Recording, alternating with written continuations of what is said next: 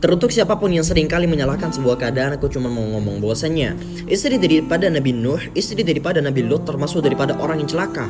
Padahal mereka berdua berada di rumah Nabi yang Allah Subhanahu wa taala utus. Namun istri daripada Firaun, Allah Subhanahu wa taala tempatkan beliau kepada surga yang paling tinggi. Padahal kita semua tahu bahwasannya beliau berada di rumah orang yang paling bejat di muka bumi. Maka jangan pernah menyalahkan keadaan, sebab kamulah yang memilih jalanmu. Sebab kamulah yang memilih jalanmu. Assalamualaikum. Stop. Assalamualaikum warahmatullahi wabarakatuh. So, aku cuma mau ngomong, barang siapa meninggalkan sesuatu karena Allah, maka Allah SWT akan menggantikan dia jauh lebih baik daripada apa yang telah dia tinggalkan di dunianya dan di akhiratnya. Assalamualaikum. Nasihat bagi siapapun termasuk saya, jangan terlalu lama sedih terhadap sesuatu yang telah Allah Subhanahu wa taala ambil daripada kehidupan kita. Sebab andai kata kita masih memilikinya, niscaya kesedihan yang akan kita hadapi jauh lebih besar.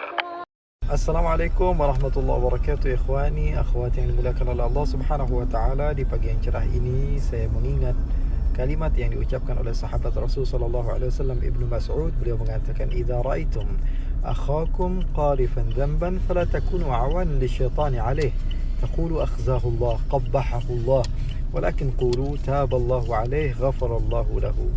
Ibnu Mas'ud, sahabat Rasul sallallahu alaihi wasallam, beliau mengatakan, kalau kalian melihat salah seorang di antara sahabat kalian melakukan dosa atau kesalahan, maka jangan menjadi sahabatnya syaitan, jangan menjadi temannya syaitan yang mengatakan semoga Allah Subhanahu wa taala membalas orang ini sudah maksiat, mudah-mudahan dapat dosa, mudah-mudahan masuk neraka. Jangan bantu syaitan, akan tetapi bantu para malaikat mendoakan kepada orang-orang tersebut dengan doa yang indah. Katakan semoga Allah memberikan taubat kepadanya dan Allah mengampuni dosanya. Amin ya rabbal alamin.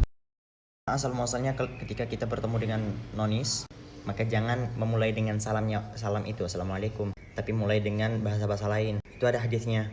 Mulai dengan bahasa kayak selamat pagi, apa kabar, selamat malam, sehat-sehat selalu ya. Jangan memulai dengan assalamualaikum. Nah, tapi kalau kalian disalamin sama nonis, cara jawabnya waalaikum. Itu pernah terjadi di masa Rasulullah SAW. Disuruh jawab waalaikum. Kenapa disuruh jawab waalaikum? Karena dulu Rasulullah didoakan, arti daripada assalamualaikum kan keselamatan bagimu, itu diplesetin sama orang Yahudi, semoga kematian menimpamu, semoga kecelakaan menimpamu. Makanya cara jawabnya waalaikum, dan bagi kalian juga. Terus kalau kalian yakin bahwasanya mereka salam dengan salam yang baik, assalamualaikum, di sini ulama ada yang memperbolehkan, justru ada yang lebih menganjurkan untuk menjawab waalaikumsalam. Ini terjadi kelonggaran lah. Mau dijawab waalaikum boleh, mau dijawab waalaikumsalam juga boleh.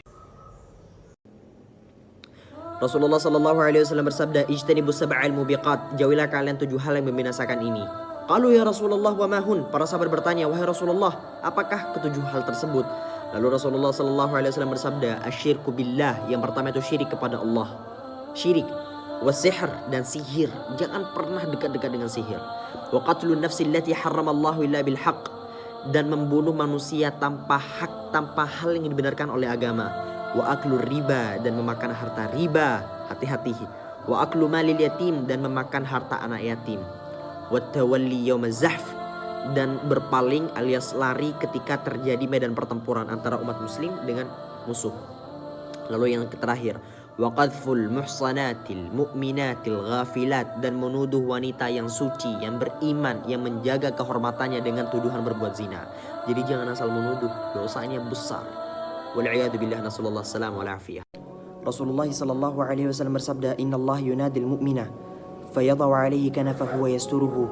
Sesungguhnya Allah akan memanggil hamba yang beriman di hari kiamat, kemudian Allah menutupnya dengan tabir, dalam artian private hanya antara hamba itu dengan Allah Subhanahu wa taala. Fayaqul, kemudian Allah berfirman, "Ata'rifu dzamba kadza? Ata'rifu dzamba kadza?" Kamu ingat gak bahwasanya kamu pernah ngelakuin dosa ini? Bahwasanya kamu pernah ngelakuin dosa ini? Kemudian kita sebagai hamba hanya pasrah mengucapkan, "Na'am ya Rabbi." Iya ya Allah, iya ya Allah. Hatta idza qarrarahu bidzunubi. Sampai-sampai Allah Subhanahu wa taala kuras habis seluruh dosa-dosanya. Allah bahas semua dosa-dosanya dari awal sampai akhir. Wara'a fi nafsihi annahu halak, dan dia hamba tersebut yakin bahwasanya habislah dia, pasti celaka, seluruh dosa-dosaku telah disebutkan sama Allah.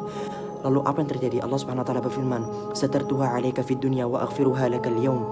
Aku telah menutup aib-aibmu, dosa-dosamu ketika kamu berada di dunia, dan hari ini aku ampuni seluruh dosa-dosamu. Ya Allah,